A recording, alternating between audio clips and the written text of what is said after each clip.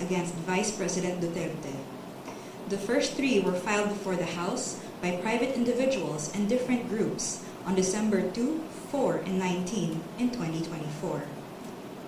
A 4th complaint was lodged by a resolution approved by more than 1/3 of the House members of the 19th Congress on February 5, 2025, which was transmitted as the Articles of Impeachment to the Senate on the same day. This was followed by 2 petitions filed before the Supreme Court challenging its constitutionality.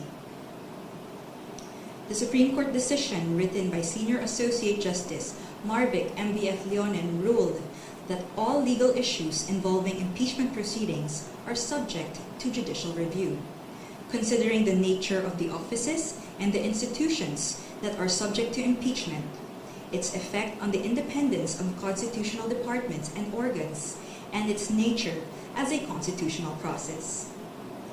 The impeachment process is primarily a legal and constitutional procedure, but with political characteristics. It may be sui generis, but it is not a purely political proceeding. This means that the Bill of Rights, especially the Due Process Clause and the right to speedy disposition of cases, applies to the entire impeachment process, it said. Although the court does not determine whether an impeachable officer may be removed or disqualified from political office, it emphasized that it has the duty to construe the process mandated in the Constitution. In declaring that the articles of impeachment were barred by the 1-year rule, the decision differentiated the first 3 complaints from the 4th complaint.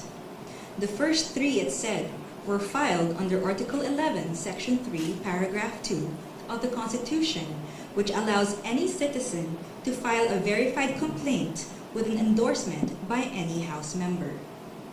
The 4th one was through Article 11, Section 3, Paragraph 4 of the Constitution, through a verified complaint or resolution filed by at least 1/3 of the House members. The court took note that the House and the 19th Congress did not act on the first 3 endorsed complaints, which were considered terminated or dismissed upon adjournment of the House. The 3 impeachment complaints were archived and therefore deemed terminated or dismissed on February 5, 2025. Therefore, no new impeachment complaint, if any, may be commenced earlier than February 6, 2026, the Supreme Court held.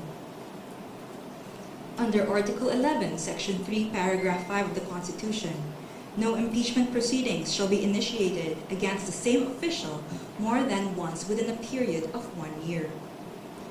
According to the decision, the 1-year bar is reckoned from the time an impeachment complaint is dismissed or is no longer viable. A key issue in the petitions is whether the House complied with the 10-session-day requirement under the Constitution for including a verified impeachment complaint in the order of business of the House. The court ruled that the House was able to comply with the requirement by putting the 3 endorsed impeachment complaints in the order of business of the House of Representatives, since a session day is not equivalent to a calendar day. It is a period that starts from a call to order until the session is adjourned, regardless of the passage of time. However, the court reminded the House that Article 11, Section 3, Paragraph 2 of the Constitution clearly requires that a verified impeachment complaint be immediately put in the order of business within 10 session days from its endorsement. The Constitution does not grant either the Secretary General or the Speaker of the House any discretion to determine when this period commences. Consequently, the House of Representatives is not granted any discretion except to refer these matters to the proper committee within 3 session days. However, the House may opt to consolidate all impeachment complaints properly commenced and endorsed within these periods. The court also determined that due process applies to the impeachment process. It laid down the following due process requirements in impeachment proceedings. First, the articles of impeachment or resolution must include evidence when shared with the House members especially those who are considering its endorsement. Second, the evidence should be sufficient to prove the charges in the articles of impeachment. Third, the articles of impeachment and the supporting evidence should be available to all members of the House of Representatives, not only to those who are being considered to endorse. Fourth, the respondent in the impeachment complaint should have been given a chance to be heard on the articles of impeachment and the supporting evidence to prove the charges prior to its transmittal to the Senate, despite the number of endorsements from House members. The House of Representatives must be given reasonable time to reach their independent decision of whether they will endorse an impeachment complaint.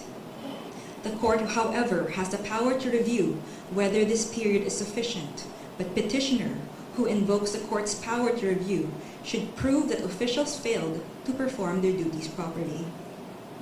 Sixth, the basis of any charge must be for impeachable acts or omissions committed in relation to their office and during the current term of the impeachable officer. For the President and Vice President, these acts must be sufficiently grave, amounting to the crimes described in Article 11, Section 2, or a betrayal of public trust given by the majority of the electorate. For the other impeachable officers, the act must be sufficiently grave that they undermine and outweigh the respect for their constitutional independence and autonomy. And seventh, to ensure that respondent in the impeachment complaint is heard under the requirements of due process in the procedure under Article 11, Section 3, Paragraph 4, the House of Representatives is required to A. Provide a copy of the articles of impeachment and its accompanying evidence to the respondent to give him or her an opportunity to respond within a reasonable period to be determined by the House rules. The Constitution only requires an opportunity to be heard. It is up to the respondent to waive this fundamental right and opt to present his or her evidence at the Senate trial. And B. Make the articles of impeachment with its accompanying evidence and the comment of the respondent available to all members of the House of Representatives. It is the House, not 1/3 of the House, that has the sole prerogative to initiate impeachment complaints. Thus, there must be some modicum of deliberations so that each member representing their constituents can be heard and thus convince others of their position. The transmittal will only take place upon the qualified vote of 1/3 of the House. We quote from the final note of the unanimous decision. It is not our duty to favor any political result.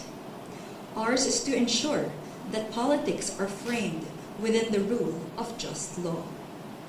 We cannot concede the sobriety of fairness inherent in due process of law to the passions of a political moment. Our fundamental law is clear. The end does not justify the means. We understand our history. We have learned that in the past, momentary desires to do what is convenient and concede means to ends have inadvertently created precedents that weaken the succor of law for those who dissent, or those at our society's margins, or those who may have fallen out of grace from the powers that be. We have learned that the clash of political interests in the past, often disguised by noble intentions, has obscured the need to address the real problems of corruption, inequality, poverty, and disempowerment faced by our people. We will not allow that to happen again. We will not hesitate to declare what is legal, just, and right for our people. There is a right way to do the right thing at the right time. This is what the rule of just law means. This is what fairness or due process of law means, even for impeachment. End of quote. The Supreme Court's ruling is immediately executory. It shall be deemed served on the petitioners and released upon publication in the Supreme Court website and receipt of the parties of their digital copy in accordance with the guidelines on the transition to electronic filing in the Supreme Court. We urge everyone to read the full text of the decision and the concurring opinions. Thank you very much. Hi, Attorney. Mauna na ako. Adrian Ayalin po, ABS-CBN. Hi, Adrian. So, sa madaling sabi, wala pong magaganap na impeachment trial ngayon. Hindi pwedeng mag-hold ng impeachment trial ang Senado.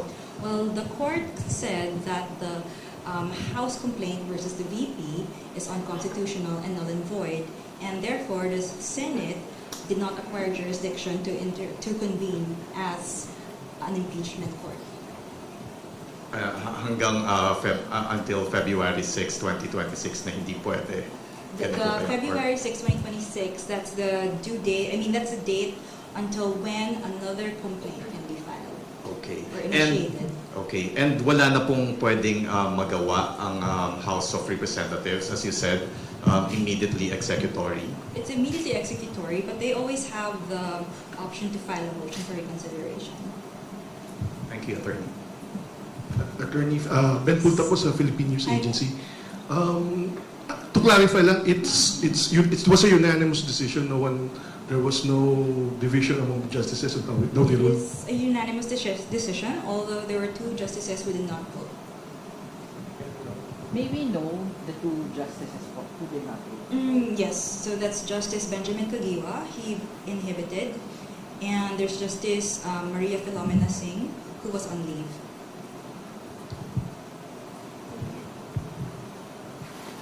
Hi ma'am, Salima Refran of GMA.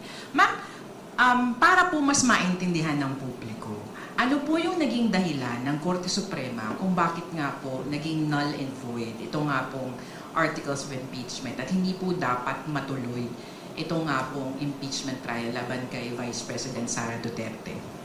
Well, number 1, it said that the articles of impeachment, which was the 4th complaint, violated the 1-year period ban, because there were 3 complaints that came ahead of it. And although Congress was able to include it in the order of business, it did not refer it to the proper committee within the 3 days because they had to adjourn. So the Supreme Court said that they archived it, and as a result, it was terminated, therefore deemed dismissed. So the 1-year ban will start or count from the time it was dismissed. So the 4th complaint could not have validly been transmitted to the Senate.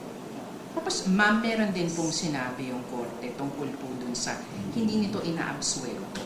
Yes. Tama. Pwede pong pakiulit yun and pakipaliwanag yung parte pong yan. So the court The court said it is not absolving Vice President Duterte from any of the charges against her. So that means, again, hindi siya absolved from any of the charges. But any complaint for impeachment against her can only be filed by Feb 6, 2026 onwards. Kumbaga, pwede pa rin humarap. Pwede pa rin. Hi, Attorney Michael Flores of Reuters. Hi. Attorney, just to clarify, so essentially the decision acts on a procedural flaw on the part of the House of Representatives in initiating the complaint, and it does not really act on the merits or the grounds that were cited in the articles of impeachment, because he also said that the decision does not absolve the Vice President of the charges that are lodged against her. Yes, so the decision does not delve into the merits of the impeachment complaints against the VP, but rather it just said that the impeachment complaint that was transmitted to the Senate was void for being contrary to the 1-year ban, and that it violated the due process rights of the VP. And in terms of way forward, when, for example, the House of Representatives invoke their independence as a co-equal and independent branch of government, how is the court planning to weigh on a possible, constitutional crisis should they defy this order of the court and invoke their independence as a co-equal branch of government? Well, right now we cannot answer a hypothetical question such as that, but I am confident that the House and the Senate will respect the decision of the Supreme Court. Thank you.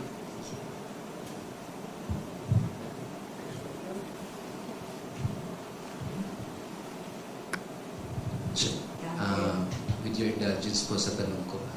Pag ganun ba, ma'am, there was a grave abuse of discretion on the part of the Congress, which is a co-equal branch of the Supreme Court of Judicial Branch. Yes, so under the 1987 Constitution, the Supreme Court was granted the authority to determine whether there is grave abuse of discretion on any part of the government, including co-equal branches.